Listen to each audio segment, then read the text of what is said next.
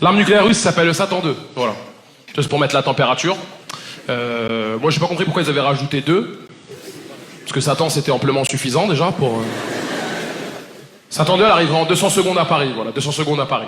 Moi, c'est à partir de là que j'ai arrêté d'y croire. Parce que nous, à Paris, on a une arme beaucoup plus puissante qui s'appelle la Hidalgo 1. Voilà. Et 200 secondes à Paris, c'est impossible. Je te dis la vérité, même en prenant les voies de bus, je sais pas par où elle passe, l'arme, mais je monte dessus, je vais au travail avec. 200 secondes, ils connaissent pas Paris. 200 secondes. Moi, je me suis demandé même qu'est-ce qu'on ferait, en fait. Qu'est-ce qu'on ferait pendant 200 secondes? T'imagines, à la télé, il y a Macron, il arrive, il dit, bah voilà, il l'a envoyé, là, ça arrive, là, dans 200 secondes. Enfin, non, même pas, parce que là, le temps que j'arrive, en fait, au discours, là, je vais l'apprendre, j'ai mis 10 secondes à arriver, en fait. Donc là, c'est à peu près dans 190 secondes.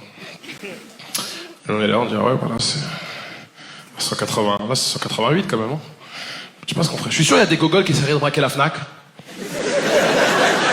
T'as toujours des mecs qui veulent braquer la Fnac, c'est pas pourquoi. J'ai regardé si elle explose en plein Paris, elle explose dans un rayon de genre 17 000 km², c'est un truc comme ça. Et la première ville sauvée, c'est Chartres. Voilà. La même réaction que vous quand je l'ai appris.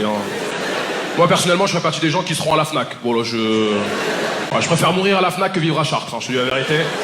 Je suis déjà passé devant Chartres, c'est n'importe quoi. Faut arrêter ces villes-là, la Chartres, Tours, Le Mans, c'est quoi ça? C'est des villes de péage, ça. Un rassemblement dans le 16e pour soutenir Nicolas Sarkozy dans le 16e arrondissement. C'est demain à 8h30 à l'angle des rues Pierre-Guérin et rue de la Source. Bonne réponse de Monsieur Haas. Vous irez? Alors non, j'irai pas parce que j'ai un truc à faire, j'ai un paddle. Mais non, mais j'ai pas compris moi. Il va y avoir qui à sa marche à part sa famille? Ils vont se balader dans le 16e en fait. C'est quoi cette manif? C'est quoi cette manif de riches? Le ministère de l'Intérieur a décidé de n'envoyer aucun CRS apparemment. Voilà. La manifestation sera coordonnée par 2 agents de piétons qui auront un panneau stop. Voilà, ça va suffire. Et j'ai regardé alors le plan de la marche. Départ à 8h30 avenue Victor Hugo. On redescend vers 10h au niveau du Triangle d'Or. Entre midi et 2, il y a une pause déj pour souffler un peu au Georges V. Et après, ils reprennent la marche à 16h et à l'heure du goûter, il n'y a pas d'arrêt, mais des trompe-l'œil Cédric Grolet seront distribués dans les rangs. C'est la seule manif où les magasins de luxe, Hermès, Louis Vuitton, Dolce Gabbana ne seront pas barricadés. Parce qu'ils espèrent même faire plus de chiffre d'affaires que d'habitude. En fait, la marche est le même jour que l'incarcération de Nicolas Sarkozy. Du coup, ils vont faire d'une pierre deux coups. Ils vont marcher directement jusqu'à la prison de la Santé. Et est-ce que vous avez entendu ce matin Monsieur Balkany parler de ça et donner ses conseils à Nicolas Sarkozy? Bien évidemment, il a dit Sarko lit beaucoup et fait du sport, donc il va tenir. Moi, quand j'ai vu ça, je me suis dit qu'il faut vraiment pas que j'aille en prison.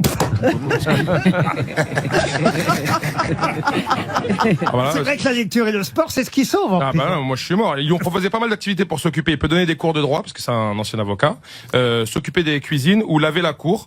Et figurez-vous qu'il a choisi laver la cour, mais il a demandé s'il pouvait ramener son Karcher personnel. La bonne nouvelle, c'est que Carla lui a proposé pour le soutenir, de venir lui chanter des chansons en parlant avec sa guitare. Et il lui a dit non, c'est bon, t'inquiète.